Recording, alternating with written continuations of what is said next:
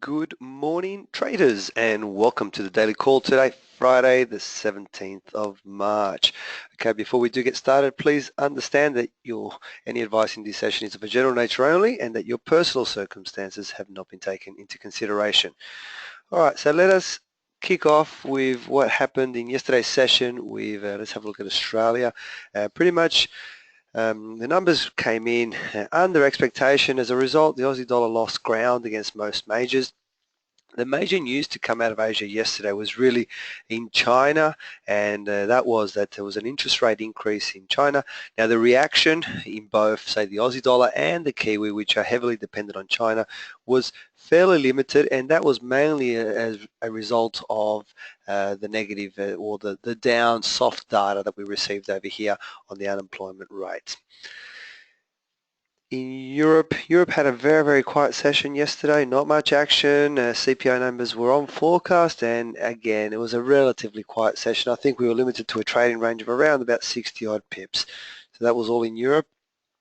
I mean, for the euro, in London, the sterling was the most impacting of the day. Now, we did predict earlier in the week that this was the currency to look out for. Now, essentially, it was the best performing currency as a result of the Bank of England's monetary policy announcements, where the main message was that there was talk about tightening, in other words, increasing rates, as opposed to easing.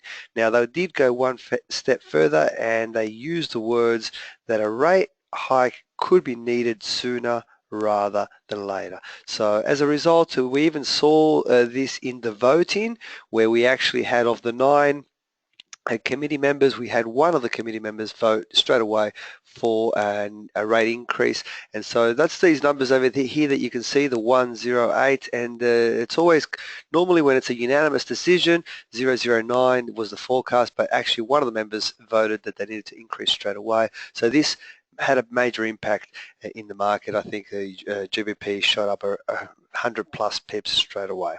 Okay. Finally, in the US, we had all numbers pretty much came in there or thereabouts of forecast. The US did rebound against the commodity currencies, but is still under pressure against the yen. Again, the data overnight was fairly much on forecast, as really right now we're waiting for the effects of the market to digest how they feel about the interest rate decision that just took place, and whether we are close to a second or a third one later in the year.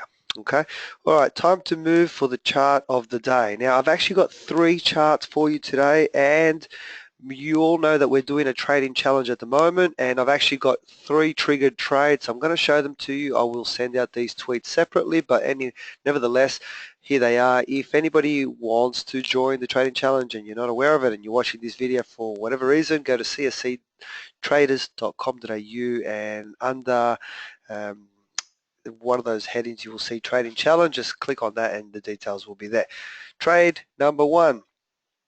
We have the euro yen on a daily chart, and we have an engulfing candle on a uptrend, so to speak. So my moving averages have crossed over, so by definition we are in an uptrend.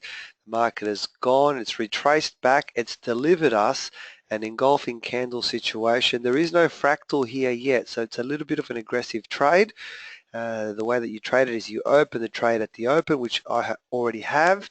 Now, at the end of this candle, should this candle remain above this level, which we hope it does, then you will see the fractal over there.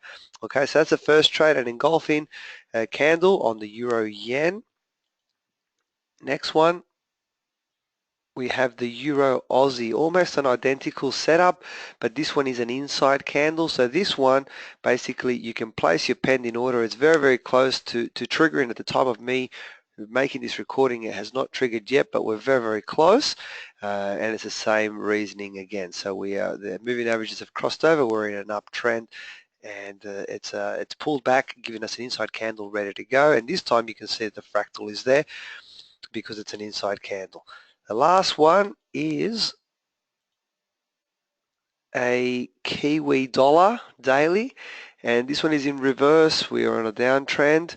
The trend is much clearer. In this one, we moved over a long time ago, pulling down, pulling back up, giving us an inside candle. There's our pending order, and we're waiting for a trigger into it. Now remember, the way you trade these pending orders, if this market was to go up and hit the top line, then you just got to come back and cancel that order out, and it's not actually a trade. So it's a setup, but we have not been triggered into two of them. I am triggered in the first one. The two inside candle setups are pending orders. All right, let's move along. Let's have a look at what's happening in the final session of the week. In terms of news, we have today at 11:30 my time, CAD manufacturing sales numbers. And at 1 a.m. we have the consumer sentiment number in the US. That's pretty much all for the final session of the week. It has been a fulfilled data week. Now remember, these times are in my local time, Australian Eastern Standard Daylight Savings Time. Now, if you do have any questions, as always, please feel free to contact us. Follow me on Twitter at ChatFX for trade setups and breaking news. Most importantly, I hope you all have a fantastic trading day. I will see you all on Monday for the daily call and in our market analysis class. Bye for now. Have a great weekend.